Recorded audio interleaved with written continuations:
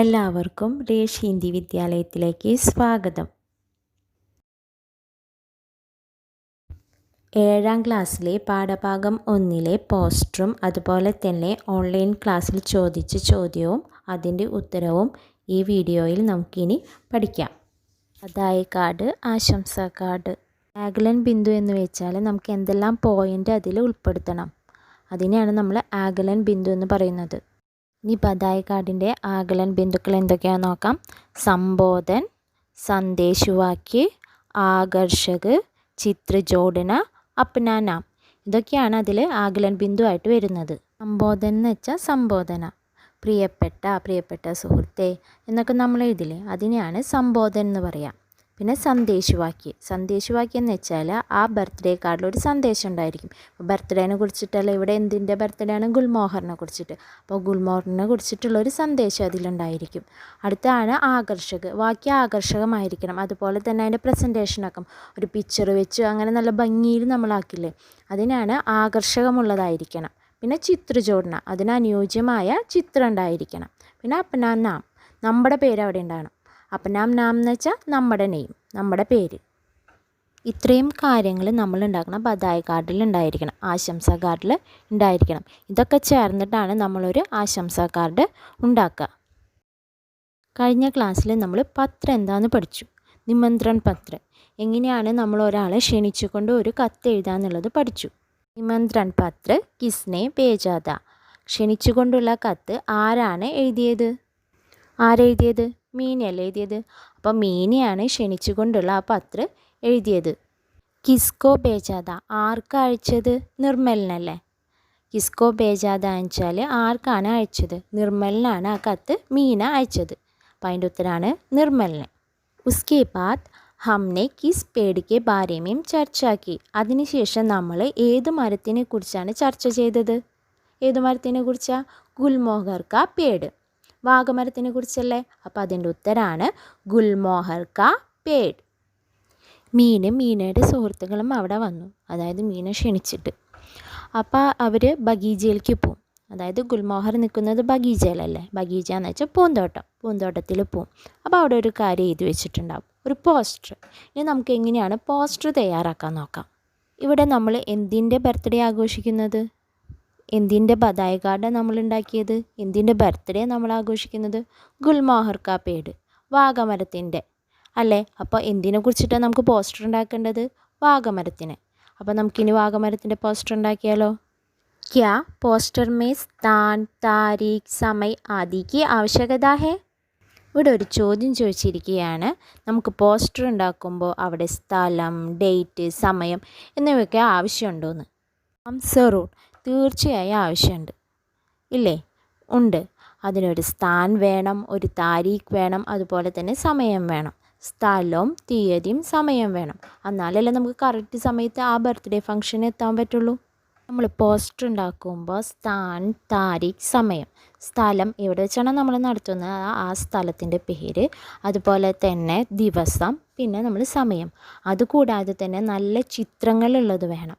വരയ്ക്കുകയോ അല്ലെങ്കിൽ നമ്മൾ വെട്ടിയൊട്ടിക്കുകയോ ചെയ്യാം. പിന്നെ അക്ഷരങ്ങളിൽ നല്ല കളറായിരിക്കണം, അതായത് ചുവപ്പ്, മഞ്ഞ, അങ്ങനെ പല കളർ കൊടുക്കുക. അതുപോലെ തന്നെ വലുത്, ചെറുത്, ആ രീതിയിൽ അക്ഷരങ്ങൾ വലുത് എഴുതാം, ചെറുത് എഴുതാം, അങ്ങനെ നല്ല ആകർഷകമായിട്ട് ഇരിക്കാം. പിന്നെ പോസ്റ്റർ തന്നെ 2 തരത്തിലുണ്ട്. ഒന്ന് നമ്മൾ ക്ഷണിച്ചു കൊണ്ടുള്ളത്, ആരെങ്കിലും ഇപ്പോൾ ഇതേപോലെ ഗുൽമോഹർ പേടിൻ്റെ മരത്തിൻ്റെ ബർത്ത്ഡേ ആണെന്ന് പറഞ്ഞ് നമ്മൾ ക്ഷണിച്ചുകൊണ്ട് എഴുതാം.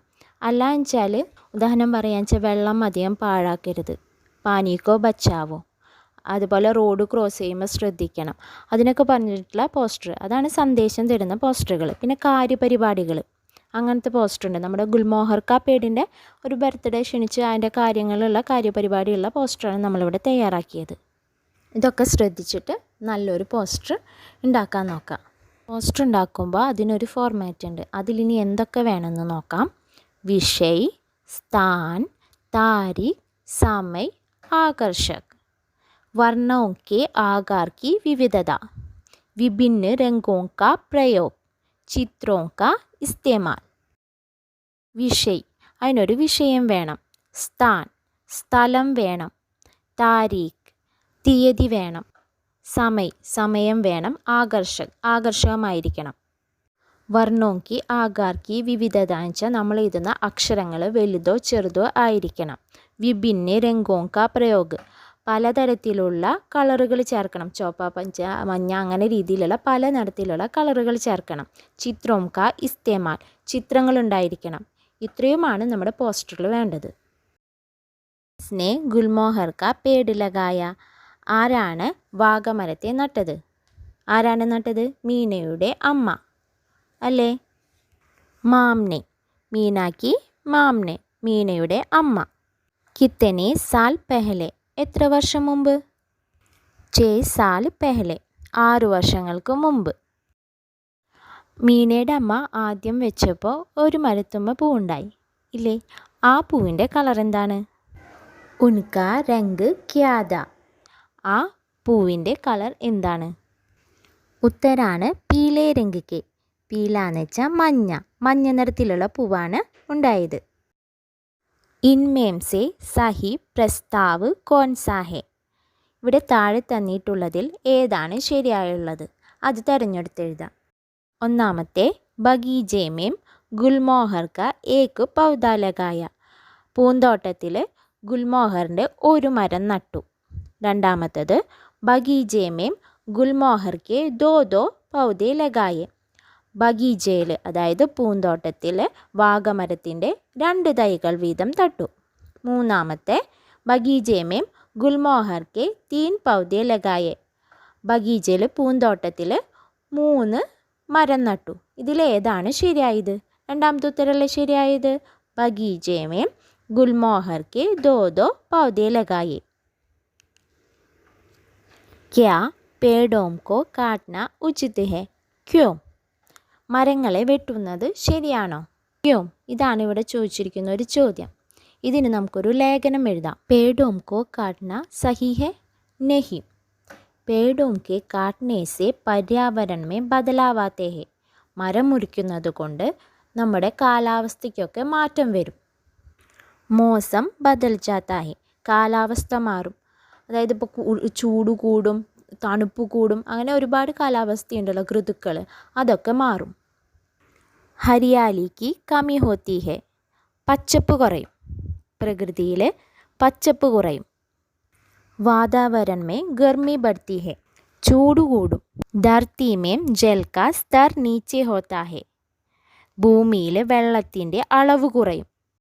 पेड़ होने की कारण ही हमें शुद्ध वायु मिलता है, इसलिए पेड़ को बचाना है और प्रकृति को भी. മരങ്ങൾ ഉള്ളതുകൊണ്ടാണ് നമുക്ക് ശുദ്ധവായു ലഭിക്കുന്നത്. അതുകൊണ്ട് നമ്മൾ മരത്തെ മുറിക്കരുത്, അതുപോലെ തന്നെ പ്രകൃതിയെയും രക്ഷിക്കണം. ഇതാണ് ഇതിൻ്റെ അർത്ഥം. ഇനി നമ്മൾ ലേഖനം എഴുതുമ്പോൾ എന്തൊക്കെ കാര്യങ്ങൾ ശ്രദ്ധിക്കണം നോക്കാം. പേടോं के महत्व और विशेषताओं का उल्लेख है, പേടിൻ്റെ മഹത്വത്തെക്കുറിച്ചും അതിൻ്റെ വിശേഷതകളെക്കുറിച്ചിട്ടും നമ്മൾ എഴുതണം. അതുപോലെ തന്നെ സംരക്ഷണയ്ക്ക് ആവശ്യകത പർ ബൽ ദിയാ ഹെ, പേടിനെ സംരക്ഷിക്കുന്നതിനെ കുറിച്ചിട്ട് നമ്മൾ ആ ലേഖനത്തിൽ ഉൾപ്പെടുത്തണം. പിന്നെ നല്ല ആശയോങ്കി ക്രമബദ്ധത, ആശയങ്ങളെ കറക്റ്റായിട്ട് എഴുതണം. പിന്നെ ഉചിതമായൊരു ശീർഷകം നൽകണം, ഹെഡിങ് നൽകണം. ഉചിത് ശീർഷക് ലിഖ്ന ഹെ, ഉചിതമായ ഒരു ഹെഡിങ്ങും കൊടുക്കണം. ഇങ്ങനെയാണ് ലേഖനം എഴുതേണ്ടത്. ഇന്നത്തെ ക്ലാസ്സിൽ നമ്മൾ പോസ്റ്റർ ഉണ്ടാക്കാനും ഓൺലൈനിൽ ചോദിച്ച ചോദ്യവും അതിൻ്റെ ഉത്തരങ്ങളും പഠിച്ചു. മാത്രമല്ല ലേഖനം എങ്ങനെ എഴുതണമെന്നും പഠിച്ചു. നിങ്ങളുടെ സംശയങ്ങളും അഭിപ്രായങ്ങളും നിർദ്ദേശങ്ങളും കമൻറ്റ് ബോക്സിൽ കമൻറ്റ് ചെയ്യാൻ മറക്കരുത്. നിങ്ങൾക്ക് ഇന്നത്തെ എൻ്റെ വീഡിയോ ഇഷ്ടപ്പെട്ടുവെങ്കിൽ please like, share, comment, subscribe, bell icon അമർത്താൻ മറക്കരുത്. Thank U.